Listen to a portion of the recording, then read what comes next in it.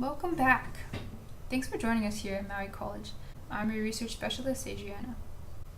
And I'm your fellow colleague, Mark. Right now, we're talking specifically about the vast network of interlinking computers that connect to deliver text messages, anything and pretty much everything, otherwise known as the World Wide Web. You probably already know, but just a quick recap. Anyone, literally anyone, can put something up on a web, or anything. I've even seen a website that claimed to be written by a dog, and I would show you a quick picture of the site, but I can't find it anymore because it was either taken down or bought. But I mentioned it because it serves to point out an important characteristic. The web is in constant flux and impermanent. What you find on it today might be altered or misplaced by tomorrow.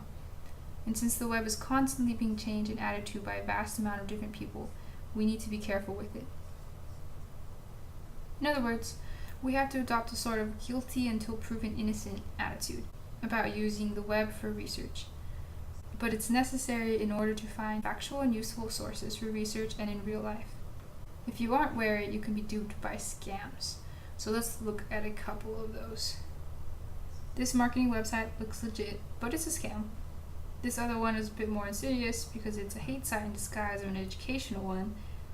And this one might seem like a great site, but with closer inspection, it turns out to be a hoax and a waste of your time unless you're looking for a few laughs. So you should evaluate websites very carefully because since anyone can make a site about literally anything, quality and accuracy are rarely reviewed before they're made available to the public. However, even if there are scams and unreliable sources on the web, it is still an important venue for sharing valuable documents. The web has up-to-the-minute information on topics, events, and trends before it's even published in print. And all of that information is available at your fingertips. I've heard all of that before. Be careful, don't trust anything you see, the whole shebang. But I've never really used the web seriously for research. I mean, I've Googled a couple things like how-tos and videos, but not to write an academic paper. And even when I Google things, there are hundreds of search results. How do I navigate through them all to find something relevant? That's another great question.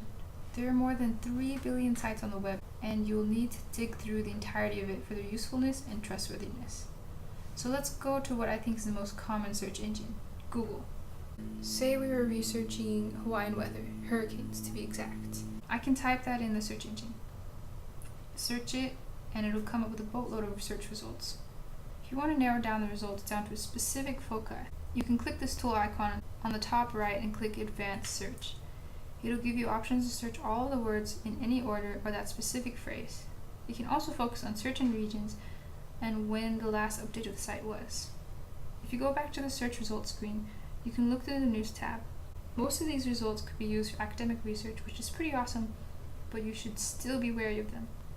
The only issue with this is that if you're looking for focus on Maui topics, Google News doesn't search Maui News site. But if you go to the advanced search again, you can search within a site here and type in the URL for Maui News, which is mauinews.com. The search results will show up related topics to your keywords that are also on Maui News site. That'll make your sources closer to home and your search more efficient. While it does take some time to look through these links and decide which you'd like to use and which is most important to your research, it's still a valuable and efficient source available to you as a student at Maui College or anywhere for that matter. The web is great because it offers almost limitless quantities of resources, but it's up to you to find the ones with quality, and you can do that by narrowing your search using features that we talked about. I hope this was helpful.